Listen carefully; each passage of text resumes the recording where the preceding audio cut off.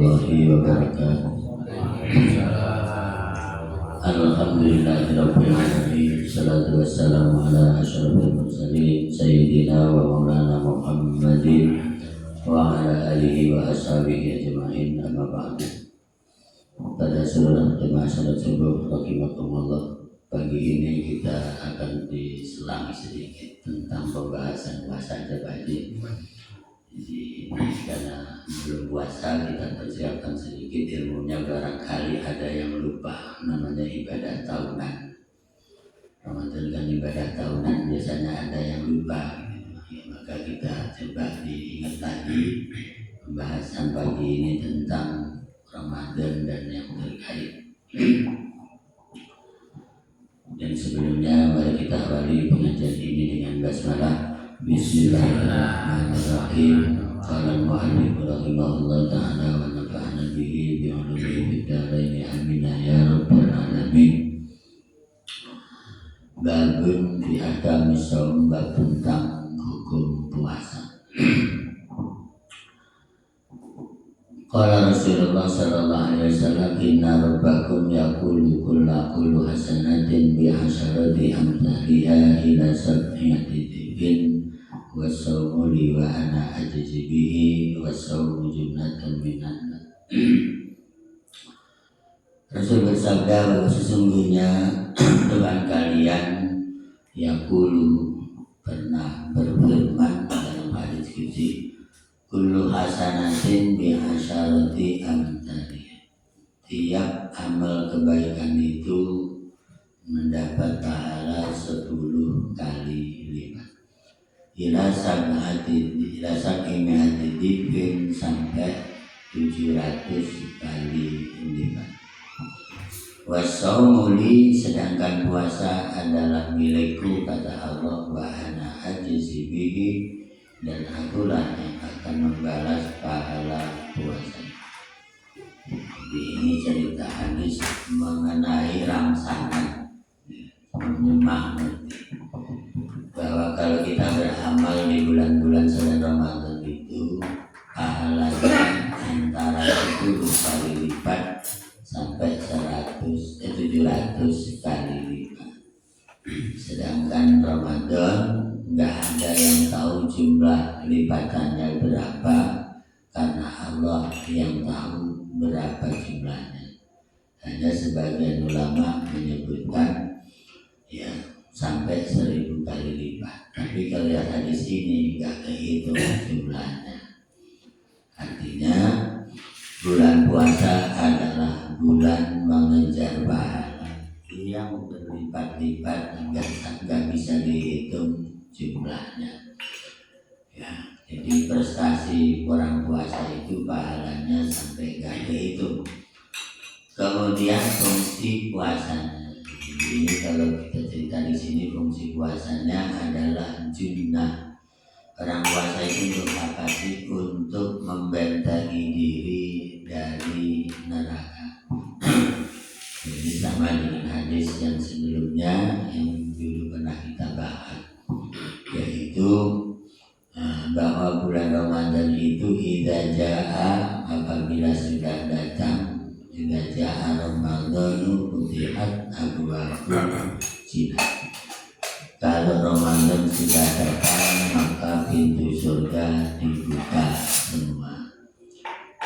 Kemudian wa ghulliqat abwaabun niran, pintu neraka ditutup semua. Ya, wa sufiyat asyayatin, berikutnya kalau Ramadan datang, setan itu semuanya diikat. Nah, ini bahasanya kelihatannya indah, tapi kalau diperdalami berat untuk dijalankan. Ramadan datang, pintu surga dibuka. Pertanyaannya, yang buka siapa? Ya, lalu dibuka untuk siapa? Itu kan, karena bahasa nabinya sangat indah tapi belum dirinci. Kalau Ramadan pintu surga dibuka, yang buka siapa? Untuk siapa? Itu kan, ya tentu yang buka Allah, ya secara tidak langsung, yang langsung kita sendiri, yaitu menjalankan amalan dan bisa masuk surga. Maksudnya gitu. Jadi pintu surga dibuka itu. Surga itu kan pintunya ada 8, surganya ada 8. Ya pintunya tentu lebih banyak. Nah, orang Ramadan disuruh masuk surga lewat jalur manapun dengan amal yang berbeda-beda. Itu. Jadi kalau surga Firdaus amalannya begini, surga Naim amalannya begini, surga Ma'wa amalannya begini, surga Darussalam begini, surga Ma'wa begini, surga Aden begini. Jadi semua surga itu memang beda-beda yang masuk, tapi sama-sama orang Muslim. Ya, kalau mau masuk surga Ma'wa, maka kita pakai amalan apa? Amma man khaufa maqama rabbih wa nahan nafsa 'anil hawa fa innal jannata hiyal ma'wa. Ya, orang yang takut kepada Allah kemudian mengendalikan hawa nafsu buruknya, maka jaminannya surga ma'wa. Artinya Ramadan itu ada pilihan masuk surga ma'wa dengan cara mengendalikan hawa nafsu. Ya, ada lagi dengan sholat, itu surga Firdaus, qad aflahal mu'minun alladzina hum fi sholatihim khashi'un. Orang yang sholatnya khusyuk maka masuk surga Firdaus.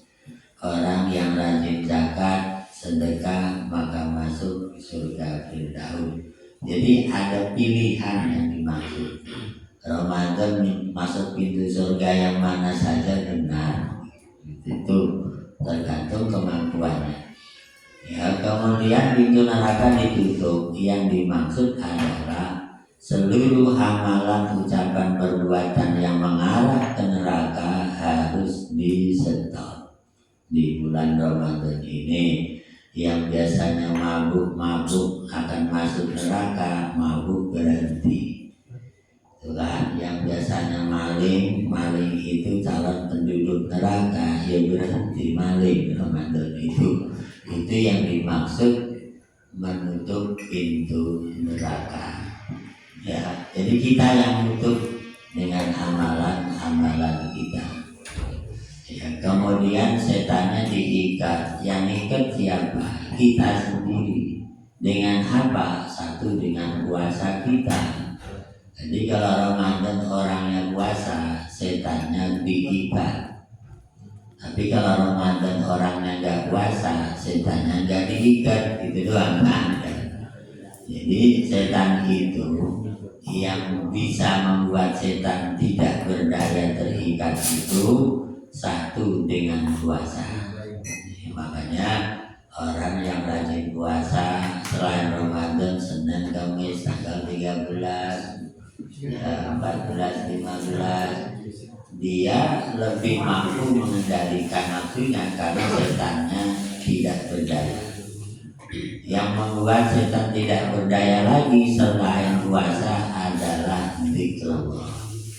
Maka Ramadan isilah dengan zikir selain puasa agar setannya tidak berkutik. Itu kaitan dengan tadi. Cuman kita bicara juga tentang zikirnya, karena puasa itu menyangkut syariat hukum Islam. Ya, lah orang wajib puasa Ramadan sesuai ayatnya kutiba alaikumus syiyam. Puasa itu hukumnya wajib bagi siapa? Bagi kalian. Kalian itu siapa? Kalian orang beriman, orang beragama Islam. Artinya orang yang beriman beragama Islam saja yang diwajibkan puasa Ramadan. Ya, kalau agamanya bukan Islam, dia nggak wajib puasa Ramadan. Itu. Nah, di negara kita ini kan agamanya sekarang banyak. Ada berapa? Dulu mah cuma ada, sekarang 6 ya. Ada agama apa ya? yang gong-gong si Pacan itu yang baru diresmikan, ya belum lama sejak reformasi. Nah, kalau agama di luar Islam memang nggak wajib puasa. Yang wajib puasa itu alaikum hai alal muslimin wal mukminin, orang beriman dan beragama Islam. Itu juga tidak semuanya orang beragama Islam yang sudah memenuhi syarat puasa. Yang memenuhi syarat gimana wajib puasa? Satu, dia sudah mukallaf, umurnya sudah mukallaf 15 tahun kalau laki-laki, 7 tahun, 9 tahun kalau perempuan. Jadi di bawah itu umurnya belum wajib puasa. Nah kalau ada anak sebelum itu puasa dapat pahala, cuman pahalanya untuk orang tuanya. Ya. Kemudian mukallaf juga kan mestinya ada istilah balik. Apa balik? Samping balik adalah akil. Akil itu orang yang akalnya sehat. Jadi kalau orang muslim akalnya gak sehat alias gila, maka tidak wajib puasa. Itu makanya sampai ada orang bibir kalau pengen gak puasa gak bisa, jadilah orang gila. Gitu ya. Karena orang gila gak wajib puasa.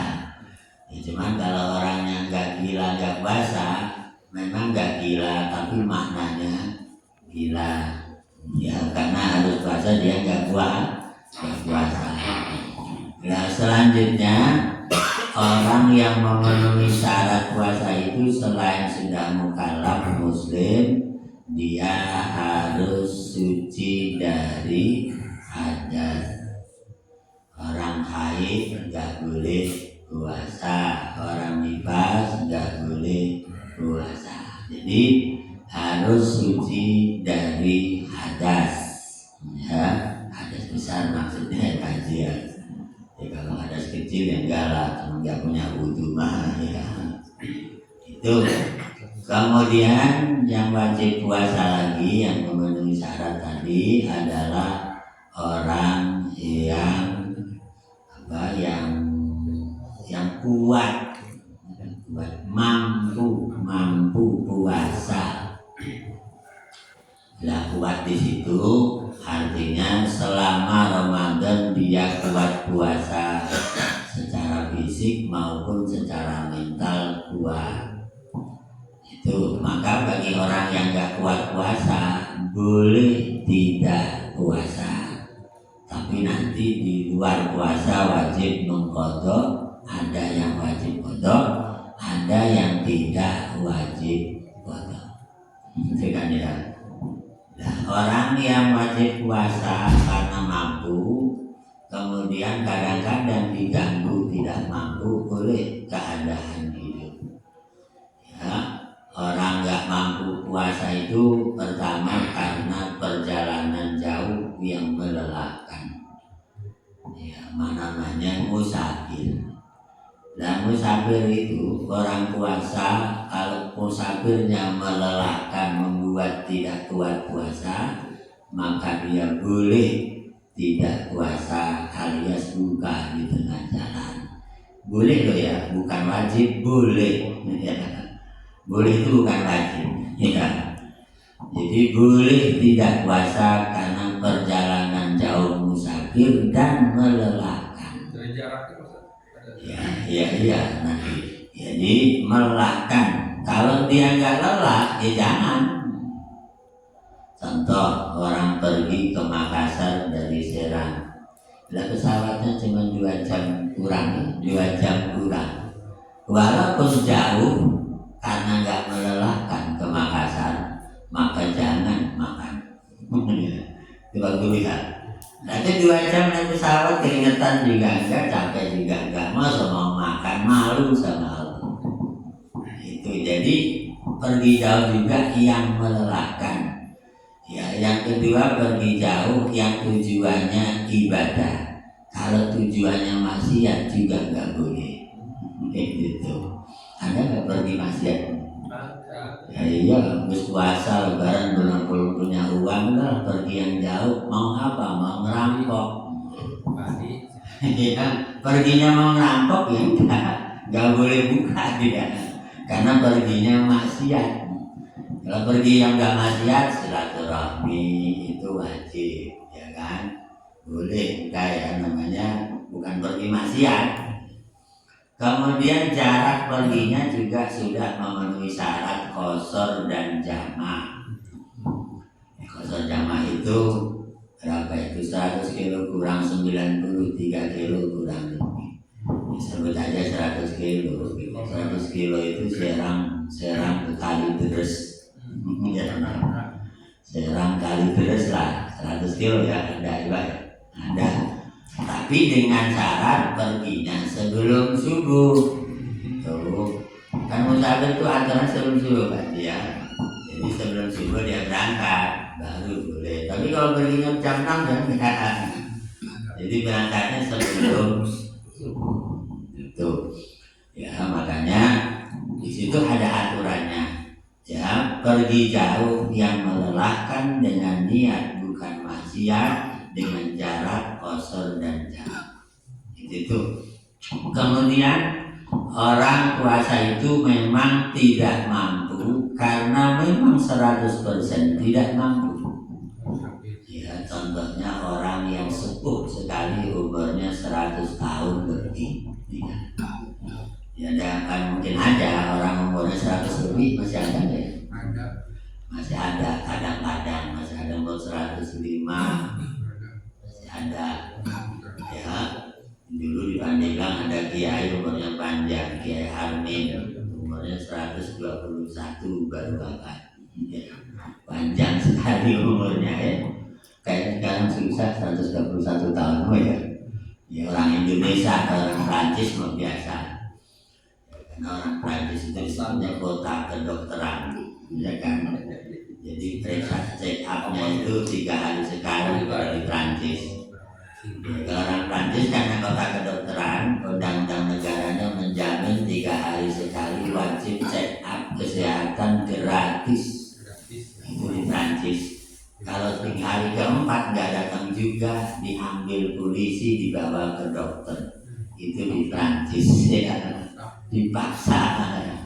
Kalau kita beda, ya, belum kayak Prancis. Ya. Tapi lumayan ada di media aja bagus, walaupun belum kayak Prancis ya. Ya mudah-mudahan lanjut lagi dan seterusnya. Ya, namanya diterima rakyat ketiduran, doakan doa. Orang umurnya sudah lanjut 100 tahun lebih, ya tapi masih hidup, tapi hidupnya sudah nggak berdaya, berbaring terus, balik badan aja dibalik sama yang lain, ya kan Pak Guru misalnya. Lah orang begini nggak mampu 100%, ya kan? Tapi kan masih hidup, hukumnya masih ada harusnya. Maka kewajiban puasanya diturunkan, diganti dengan fidyah tiap hari 1 mud. Ya kan? 1 mud itu ukuran makan sehari 1 orang. Ya, kalau makannya sehari 3 kali, sekali makan 30.000, 10.000, maka berarti 30.000 sehari. Puasanya enggak, diganti dengan fidyah 30.000 per hari kali sebulan, 30.000 kali sebulan. Jadi nggak usah puasa karena memang tidak mampu, suruh qadha ya enggak, habis puasa juga tetap nggak kuat qadha kan. Cukup diganti dengan fidyah. Karena nggak mungkin kuat lah, yang jelas nggak mungkin kuat kalau habis Ramadan juga nggak kuat qadha. Itu. Nah ini 100% nggak kuat, maka puasanya diturunkan dengan fidyah per hari. Mau dibayar awal bulan boleh, mau tiap hari juga boleh, ya itu aturannya. Iya kalau punya. Ya maksudnya punya itu oleh dirinya dan seluruh ahli waris yang harus membayar. Ya kan nggak mungkin anak sukses juga karena orang tua. Ya kan, anak kaya juga karena orang tua. Maka kalau orang tua nggak punya kekayaan karena udah dibagi ke anaknya, ya anaknya yang bayar ya ahli waris itu. Itu alternatif ya, artinya karena masih hidup hukum Islam berjalan. Sama juga sholat kan. Jadi kalau orang Muslim asal nyawanya belum hilang, kewajiban rukun Islam nggak bisa hilang. Itu masalahnya. Termasuk sholat itu asal nyawanya belum lepas juga tetap sholat walaupun keadaannya berbeda. Yang kuat berdiri, kapan berdiri, duduk, gak kuat berbaring, gak gerak, melotot kedip doang sholatnya. Ya kalau udah gak bisa kedip jadi sholat kan gitu doang. Yaitu aturan Islam asal masih hidup hukum gak bisa lepas, cuman dimurahkan, diringankan dan seterusnya. Itu. Nah, selanjutnya ada orang yang memang nggak mampu karena situasi. Tadi situasi pergi, yang kedua situasi sakit. Ya, sakit bukan berarti yang sakit menua tadi, bukan sakit yang bukan menua. Kalau tadi kan sakit menua namanya. Ya biasa masih muda, cuman pas Ramadan masuk rumah sakit, sakitnya parah. Ya iyalah di situ dapat keringanan. Yalah teruskan dulu sampai sembuh, nanti habis lebaran di pondok. Ya itu. Jadi bukan karena menua tadi dia sakit. Ya kadang-kadang lah kayak musiman sehingga ya sakit itu kan jadi ditunda-tunda ya. Nah itu ada lagi karena keadaannya hamil, ya kan? Itu juga terganggu puasanya. Nah tergantung di sini, kalau keadaannya hamil itu masih kuat silakan. Yang ukur siapa ya dia sendiri, yang tahu kan dia sendiri, orang lain mah nggak tahu. Ada orang hamil dari awal bulan sampai akhir puasa kuat, ya kan? Dan janinnya sehat. Kemudian kalau orangnya fisiknya lemah sekali, ya kan, hamil fisiknya lemah sekali, ya mungkin karena ada asma. Biasanya orang hamil yang lemah itu kan biasanya asma ya, susah nafas. Nah itu, nah kalau dia mengkhawatirkan dirinya sendiri asma, maka dia boleh nggak puasa. Tapi nggak khawatir janinnya sakit, enggak. Ya, maka berarti cuma satu kekhawatiran, yaitu alasan ibunya, bukan alasan janinnya. Berarti satu arah saja. Kalau yang alasannya cuma sebelah, maka dia boleh nggak puasa. Kemudian ya nanti habis puasa dia disuruh mengqadha sekaligus fidyah. Karena khawatirnya cuma sebelah. Tapi kalau khawatirnya dengan janinnya dua, nah itu cuma wajib qadha saja. Karena yang dikhawatirkan double. Ini kayak gitu dalam aturannya. Ya ini mau cerita ibu-ibu ya, ini yang ada laki-laki bagus, tapi nggak apa-apa kan, namanya hukum dibahas aja. Kan ini saya laki-laki tadi ya, tapi kan punya istri, punya anak, punya mantu, barangkali namanya ilmu ya gaji ya. Karena kelewat itu maksudnya ibu, kelewat punya waktunya, Lewat ini. dia masih punya hutang, gitu. Udah puasa. Nah, Itu tuh permasalahannya. Iya, itu namanya mengqadha tapi kena dosa. Jadi ada mengqadha nggak kena dosa, ada mengqadha kena dosa. Itu doang. Ya dosanya apa? Dosa mengabaikan waktu sampai kelewat. Tapi qadhanya tetap, walaupun tahun kedua ya kan. Ya karena kelewat tadi qadhanya tahun kedua kan. Nah itu tetap qadha, cuman kena dosa karena lalai dengan waktu. Masa setahun sampai lalai? Nah, itu ya. Tapi ada aja namanya kehidupan kan ya. Dan mungkin saja, nggak mustahil gitu. Mungkin saja terjadi. Kalau kita itu betul. Kalau kita. Iya kena tadi, cuman ya tadi kena dosa juga. Di samping syariat kena tadi, dia juga kena dosa karena melalaikan, mengabaikan waktu sampai kelewat. Ya, makanya kalau sekarang ini masih 2 hari begini ini misalnya, kalau orang qadha masih diperbolehkan walaupun yang musak, ini namanya yang musak. hari Rabu itu haram puasa, kecuali orang yang puasa nazar, orang yang kodok enggak kena. Oh gitu. Masih boleh, yang pusat sekarang ini kalau kodok masih boleh. Tapi kalau puasa biasa yang kodok udah haram. Jadi kalau misalnya kita rencana kan puasa hari Selasa, kalau Seninnya puasa, Senin Kamis misalnya gimana? Iya, nggak apa-apa. Itu yang biasa. Maksudnya yang biasa Senin Kamis, bukan musiman dari Pak Haji. Yang rutin boleh, namanya wisol. Jadi yang udah biasa rutin Senin Kamis, ternyata hari terakhir sahabatnya itu Senin. Iya. Dia puasa Senin, nggak apa-apa. Kalau wisol, namanya wisol yang sudah rutin. Tapi yang jarang-jarang nggak Pak Haji, nggak masuk. Yang rutin tiap Senin Kamis puasa masih. Yang rutin tapi ini bukan yang kadang-kadang puasa Senin, kadang-kadang enggak, bukan yang kadang-kadang. Ya, yang rutin masih boleh.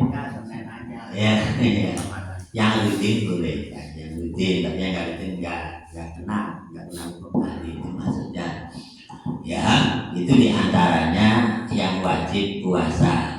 Ya, mungkin berikutnya kalau kata fikih karena kerja berat dan tidak ada cadangan makanan kecuali harus kerja, itu boleh. Jadi kalau kerjanya berat, ya dia tengah siang nggak kuat, boleh makan. Tapi kerja berat yang memang harus kerja saat itu tidak ada cadangan apa-apa. Kalau hari itu, kalau dia nggak kerja, keluarganya nggak makan, maka dia boleh waktu itu tidak puasa. Tapi tetap dikodok di habis lebaran itu tapi kalau dia kerja keras masih punya tabungan nggak boleh. Nah itu ya, maksudnya gimana ya kan masih bisa makan. Kalau tadi nggak bisa makan kalau nggak itu ya kan mungkin aja beda-beda kerja keras masih punya ya kan, ada kerja keras memang nggak ada buat apa-apa.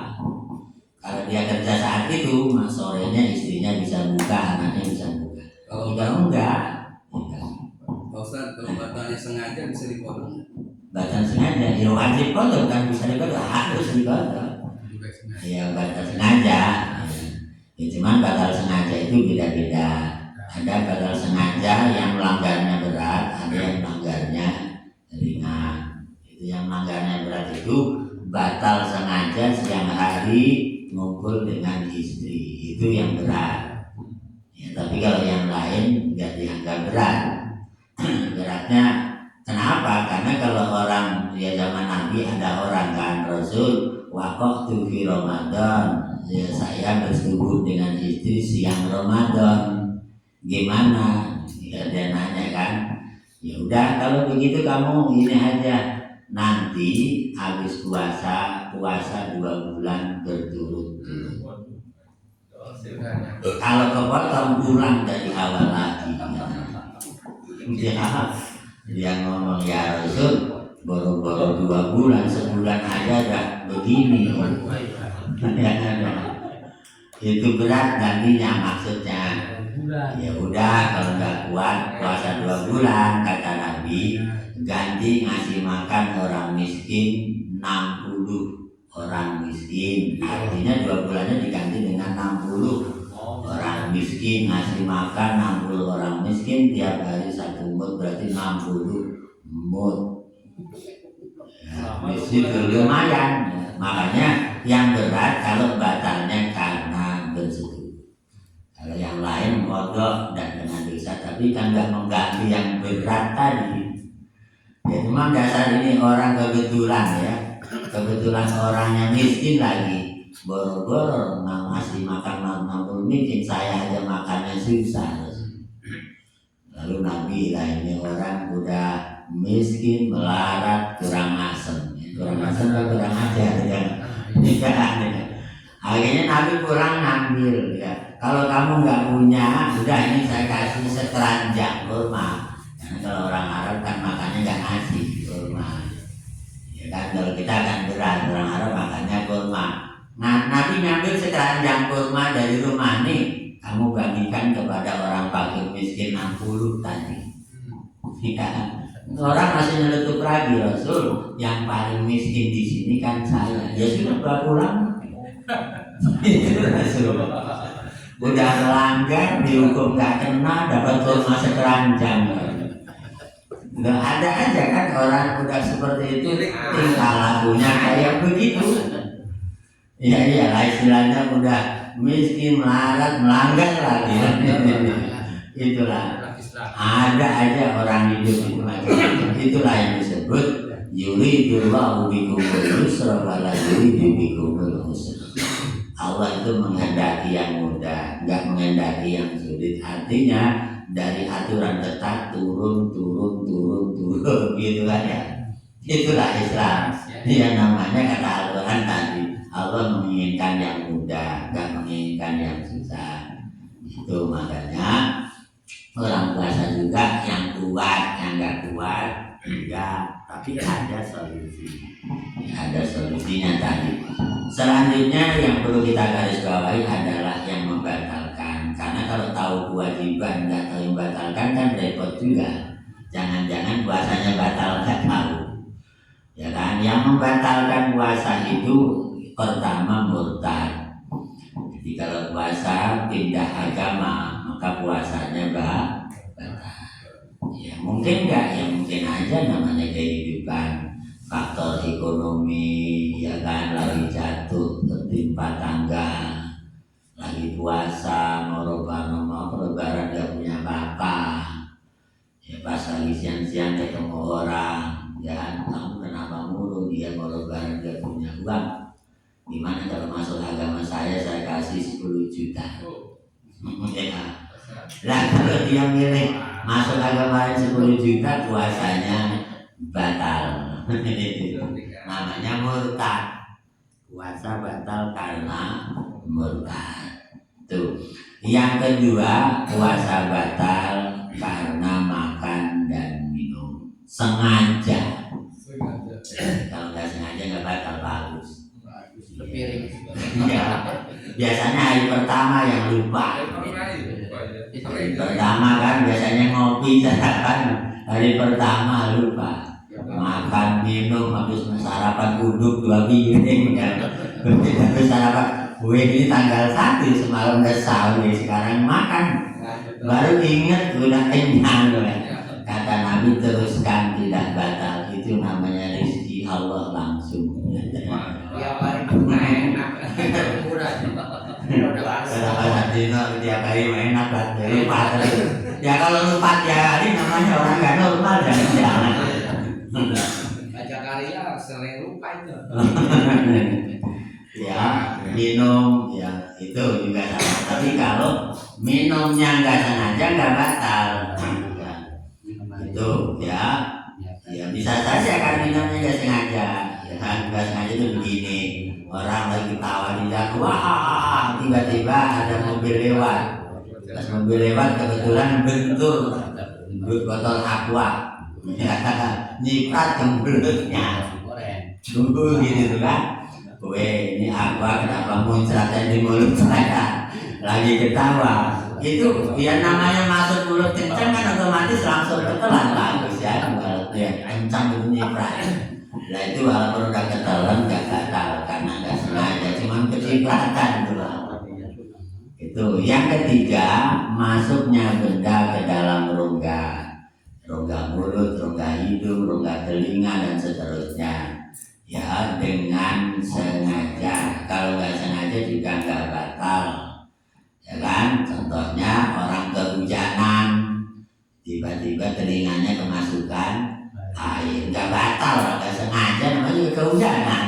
Kecuali kalau sengaja begini, lah iyalah, hujan sengaja begini lah iyalah, itu sengaja namanya. Ini kan lagi jalan biasa, tiba-tiba hujan masuk, ada yang di telinga. Korek kuping, misalnya gitu, korek kuping. Ya korek kuping, kalau koreknya sampai ke dalam dia. Tapi kalau ukurannya batas dalam, batas luar.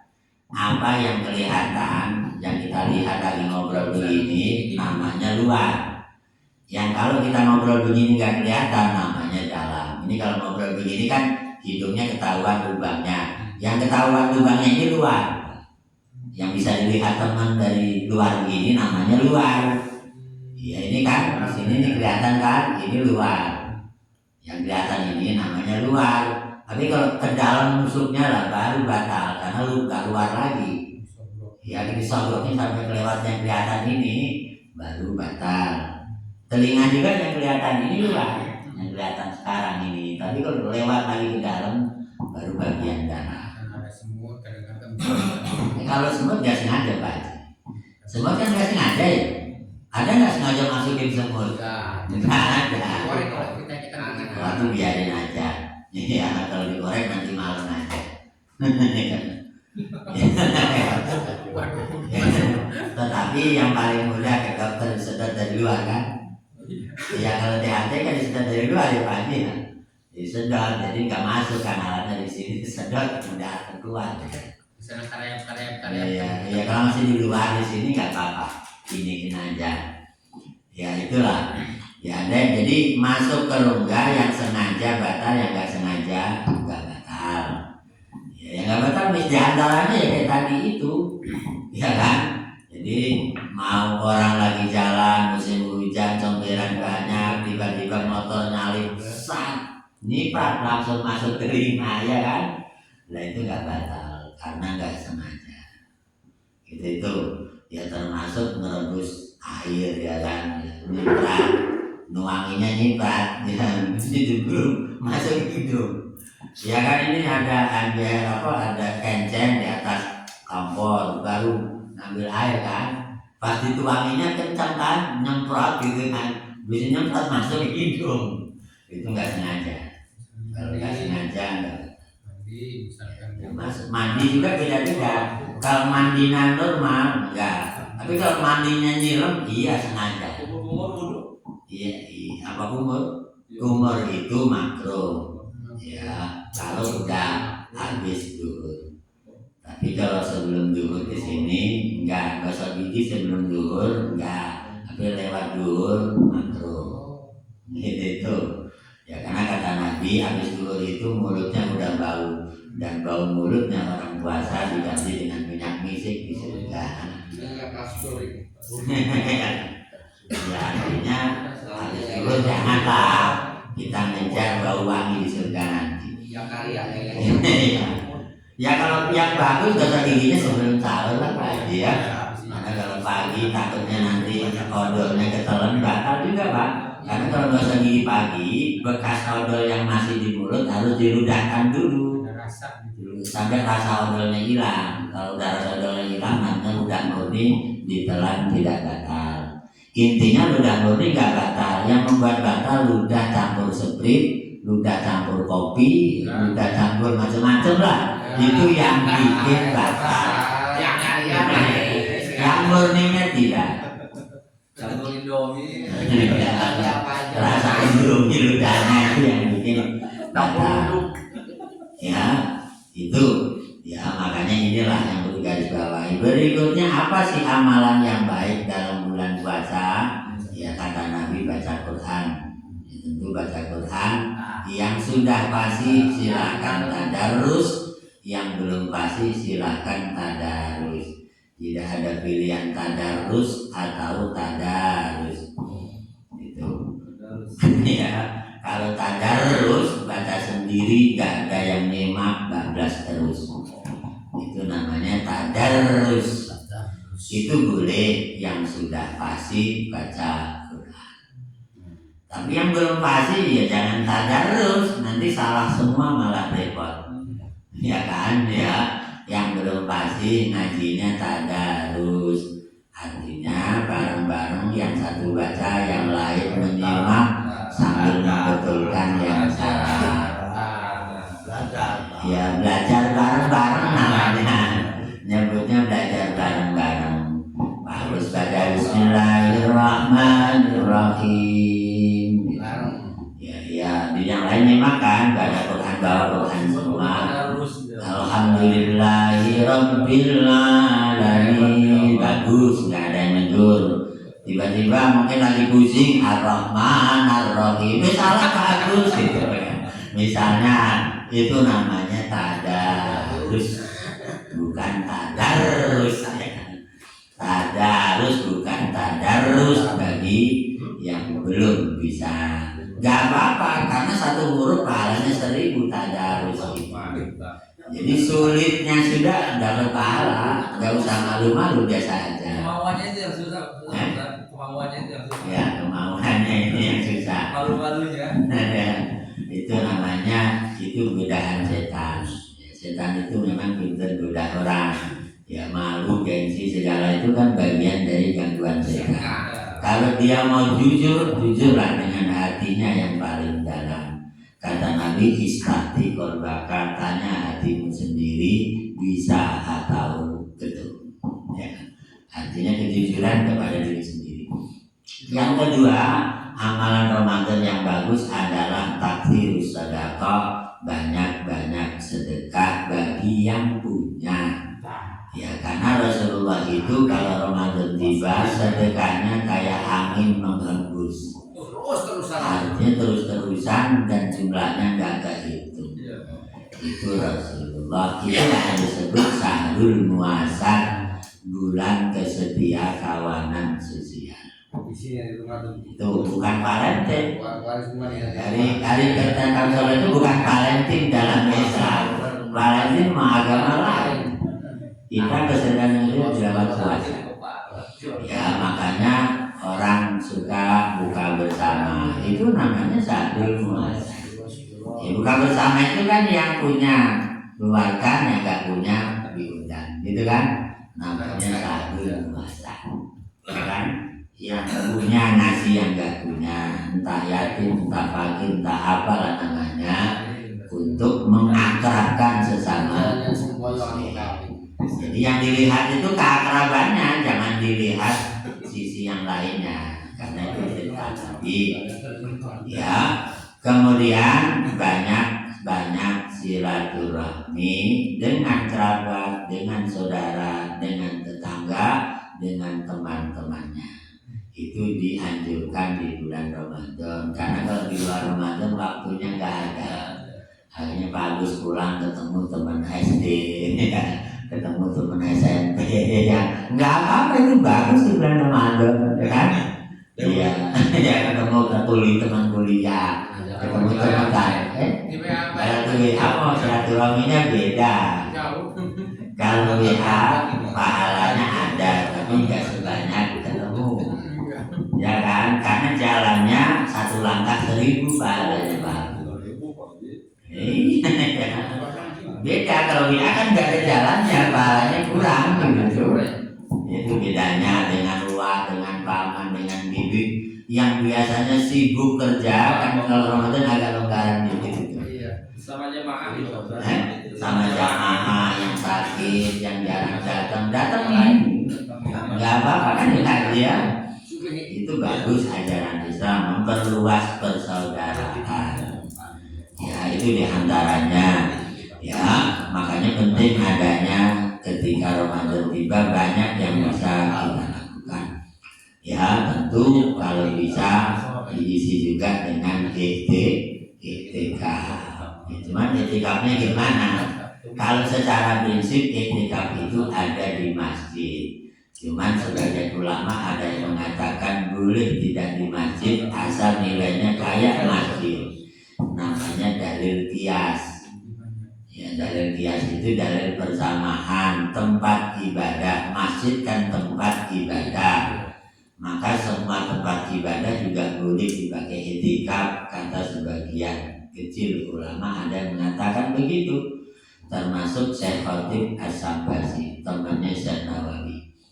Ya, Syekh Khatib orang Sambas. Sambas itu kan Kalimantan Barat, perbatasan Malaysia.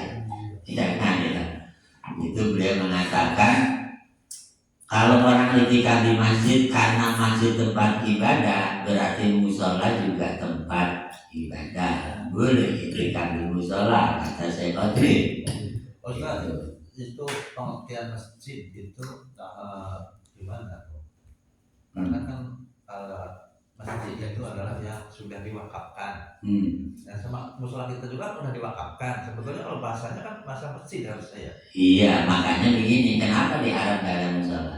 Ya kan? Nggak ada. Sejarah ini cerita sejarah ya. Kenapa di Saudi Arabia di Madinah segala nggak ada musola? Adanya masjid Umar, masjid Hamzah, masjid Bilal, masjid Ali, ya kan? Iya. Kenapa ada masjid padahal kecil segede musola kan ya? Iya. Gedenya segede musola. Iya, beda di musola. Itu dulu Raja Saudi itu karena Masjidil Haram itu waktu itu belum gede, Masjid Nabawi belum gede, maka nggak muat. Iya. Maka dibikinlah masjid-masjid yang jauh-jauh kecil-kecil tadi. Iya. Gitu. Tapi setelah makin dibesarkan Masjidil Haram, maka lama-lama nggak berfungsi yang masjid kecil-kecil tadi itu kosong. Bahkan sekarang ada yang tinggal situ sebagian. Ya ada yang tinggal situ, itu sejarahnya. Jadi maksudnya apa masjid kecil tadi? Ya, kalau kita kan musola masjid kecil tadi bukan? Yang di Saudi masjid kecil, masjid Bilal segala itu kalau di kita namanya musola. Banyak orang Indonesia memang pintar bikin istilah kan bagian. Kalau masjid dari kata sajadah ya sujud, nanti di sana masjidun, tempat sujud. Kalau musola dari kata sholat yusoli, nanti di sana ada musola, tempat sholat. Tempat sujud dengan tempat musola, tempat sholat sama enggak? Masjid tempat sujud, musola tempat sholat. Secara substansi sama, gitu ya. Setiap yang sholat pasti sujud, tapi orang sujud belum tentu sholat. Ya benar ya? Belum setiap yang sholat pasti sujud. Ya, setiap yang sujud belum tentu sholat. Ada juga sebaliknya, ada yang sholat tapi tidak sujud. Contohnya sholat mayit. Ada yang sholat mayit tapi sujud? Gak ada, ya kan? Disebut sholat, tapi sholat mayit itu intinya doa. Sholat mayit itu bukan sholat doa mayit. Sholat mayit artinya doa untuk mayit. Ya kalau sujud gak sholat ada sujud syukur, sujud tilawah. Tapi gak sholat tuh ya, habis baca Quran wasjud wa qatarin, Allahu Akbar langsung sujud. Itu namanya sujud tilawah. Atau Pak Agus punya proyek misalnya 100 miliar. Begitu berhasil 100 miliar, langsung Allahu Akbar sujud, namanya sujud syukur. Tanpa sholat, itu cuma sujud doang. Turun dari pesawat. Iya. Pergi jauh pulang selamat sujud syukur gitu itu ada ya dari sini. Kalau makanya saya khawatir tadi berijtihad semua tempat ibadah tempat sholat boleh dipakai iktikaf, masjid boleh, musola boleh, majelis taklim yang rutin dipakai sholat juga boleh, bahkan mihrab juga boleh. Tahu mihrab? Iya ya, kita kalau punya rumah kan ada kamar khusus sholat. Ruangan bukan kamar ya, ruangan kecil khusus sholat keluarga, itu namanya mihrab. Di situ juga boleh iktikaf kata saya seperti itu, karena dipakai sholat. Gitu ya. Itu kata saya seperti itu, terserah kita lah. Ngikutin pendapat saya saya kira juga nggak salah ya. Iya, saya mungkin pendapatnya kayak begitu. Dilihat dari dalil qiyas substansinya sama. Gitu itu. Ya cuman kalau saya yang kurang pas mungkin kalau sholat id di alun-alun, di sana tahiyat alun-alun nggak ada. Ya karena tidak rutin sholat di alun-alun kan nggak rutin. Rutin nggak? Rutin dipakai sholat tiap hari nggak kan? Nggak. Ya maka kalau di situ dalilnya kurang nyambung. Tapi kalau musola tadi itu masih nyambung, ya kan? Tapi kalau di Mekah itu sholat tahiyat lapangan kan nggak ada. Tahiyat masjid ada. Kalau di lapangan tahiyat kan ada yang sholat di alun-alun di lapangan bola. Masa tahiyat lapangan bola? Nggak ada. Yang ada tahiyat masjid gitu loh. Tapi kalau musola tadi kan bisa dikiaskan dengan masjid gitu loh. Tapi boleh kan di lapangan begitu ya? Sholat tahiyat masjid. Kalau sholat tahiyatnya memang dianjurkan. Ini tahiyat masjidnya yang nggak ada. Tahiyat lapangannya yang nggak ada. Ya kalau sholat tahiyatnya memang dianjurkan kata Nabi demi syiar. Biar rame muat banyak. Tapi tahiyat lapangannya nggak ada loh Pak Gus. Ini kepada sholat apa? Sholat isyraq kali yang benar tadi ya. Ya kalau sholat isyraq di lapangan monggo, bisa kan? Ya pas matahari terbit kan, isyraq mungkin. Tapi kalau tahiyat lapangan nggak ada gitu kan. Ya inilah yang dapat dibacakan mudah-mudahan mengingatkan apa yang lupa dari syariat puasa. Amin ya rabbal alamin. Terima kasih dan maaf. Assalamualaikum warahmatullahi wabarakatuh. Yang tadi masalah tadarus itu kalau kita pakai pengeras itu gimana Pak Ustaz? Karena itu masalah Ada pengeras, asasi gitu ya. pakai pengeras itu pakai speaker gitu. Itu gimana tuh? Kalau waktunya terlalu malam. Iya. Malam kan gitu kadang-kadang itu kan ganggu Pak ya. Nah, itu gimana itu yang Iya, siar namanya. Kalau pengeras suara kan tujuannya siar. Iya, biar menggema siar Islamnya. Tetapi siar itu tetap hubungannya dengan hukum Islam. Hukum Islam itu elastis itu bisa berubah ya Pak Haji ya. Situasi itu bisa berubah.